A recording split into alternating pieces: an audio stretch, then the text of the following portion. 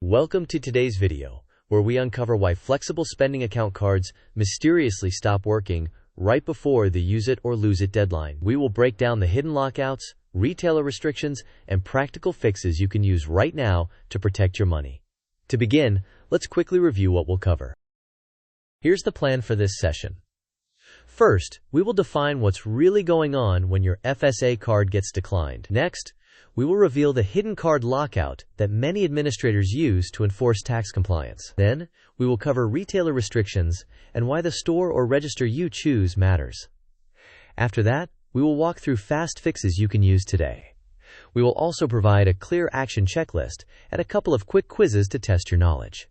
Finally, we will tie it all together with a concise wrap-up and resources. Now, let's set expectations with a short disclaimer. This content is for educational purposes and does not constitute tax, legal, or financial advice. Your plan rules and deadlines may differ. Always verify details with your plan administrator, HR, and official documents before you act. With that in mind, let's explain what's actually happening when the card fails. Many workers encounter this exact problem just before the use it or lose it deadline. They attempt to purchase clearly eligible items, but their FSA card declines at the terminal. When they call the administrator, the representative may say the account is active. However, the card still fails in the store.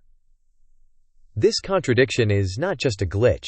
It often indicates a behind-the-scenes enforcement setting. Next, let's expose the hidden lockout that triggers this behavior. The number one reason your FSA card fails at checkout is that the system is waiting for you to substantiate an earlier transaction. Substantiation means proving that an expense was eligible for FSA reimbursement. Even when your account shows as active, an automated rule can pause or lock future transactions until you upload the requested receipt. This is a compliance control designed to protect tax eligibility and plan integrity. Therefore, if your card declines, you should immediately call the plan administrator and ask for the specific reason. Do not settle for a generic assurance that everything is fine. Request the precise block code or the exact transaction that needs documentation. With the root cause in mind, let's map the troubleshooting path.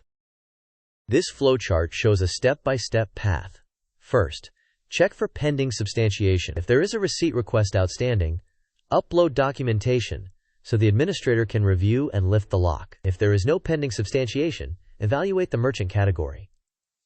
Many declines occur at general registers that do not carry a healthcare merchant code. If the merchant is qualified, verify that the specific items are actually FSA eligible. If the terminal requests a PIN, pressing OK or Enter often bypasses it, because many FSA cards do not have a PIN. If all else fails and the deadline is near, pay out of pocket and submit a reimbursement claim to preserve your funds. Now that we have a map, let's talk about retailers and registers. Retail environments make a big difference. Many warehouse clubs do not process FSA cards at general merchandise registers.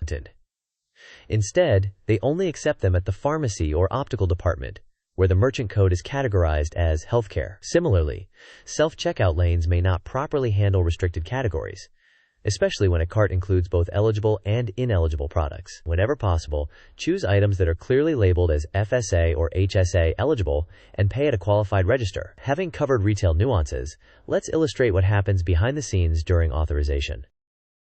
This sequence diagram traces a transaction. The cardholder initiates the purchase at the merchant register. The transaction is packaged with the merchant category code and the amount, then sent to the payment processor. The processor recognizes that this is a restricted benefits card and forwards it to the plan administrator for additional checks. The plan administrator evaluates whether substantiation is pending and whether the merchant code is eligible. If a compliance flag is present, a decline response is returned, often with a reason code. If everything is clear, the administrator approves the transaction and the merchant completes the sale. With the mechanics clarified, let's put solutions into action. Here are practical steps. First, try your card online at a trusted FSA-eligible store. If it fails there as well, the problem is likely a systemic lock related to substantiation. Second, if the terminal asks for a PIN, press OK or Enter, because many FSA cards do not have a PIN, and the terminal can still accept the transaction.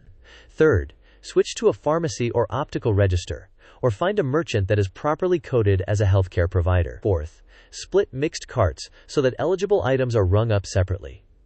Finally, if time is running out, pay using your own funds and submit a reimbursement claim right away. That last step preserves your dollars even if the card continues to fail. Next, let's compare swiping versus reimbursement so you can choose wisely under pressure. On the left, using the card at the point of sale is convenient and fast when it goes through.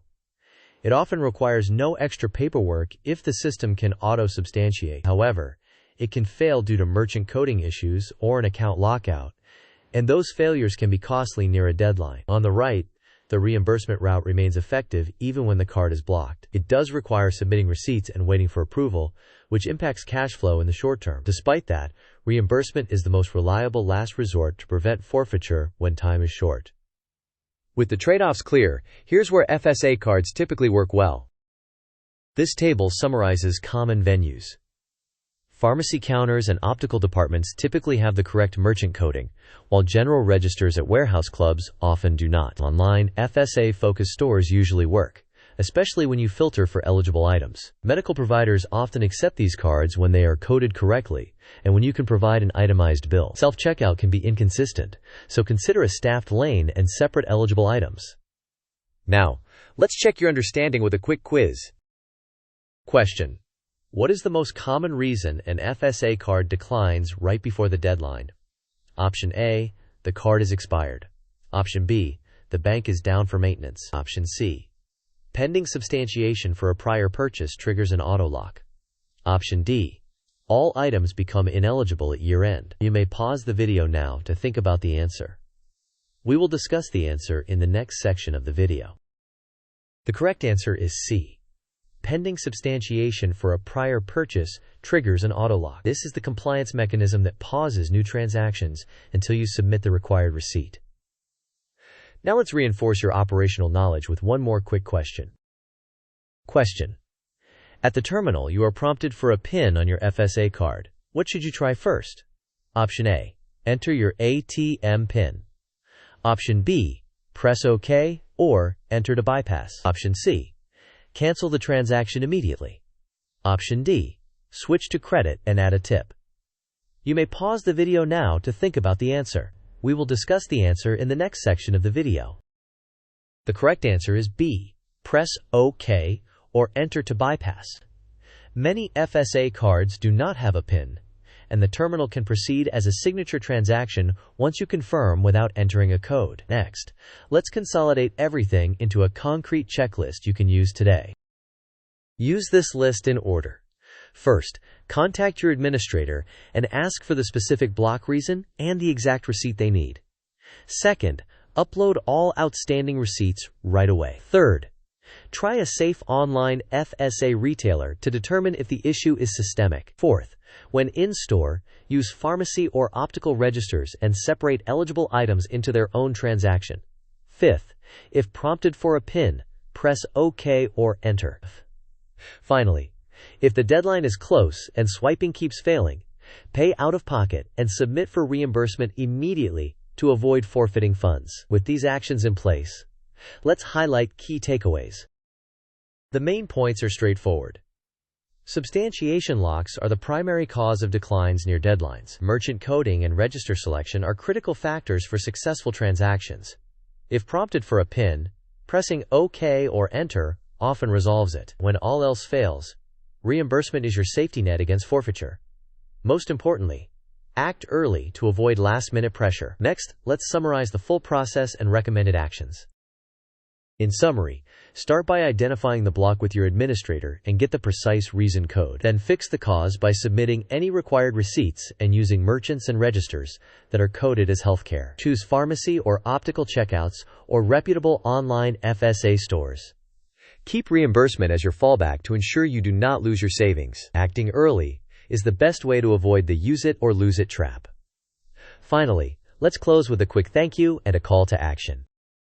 Thank you for watching. If this video helped you preserve your FSA dollars, please like the video, share it with someone who needs it, and subscribe for more practical benefits tips. We would love to hear your experiences, questions, and success stories in the comments.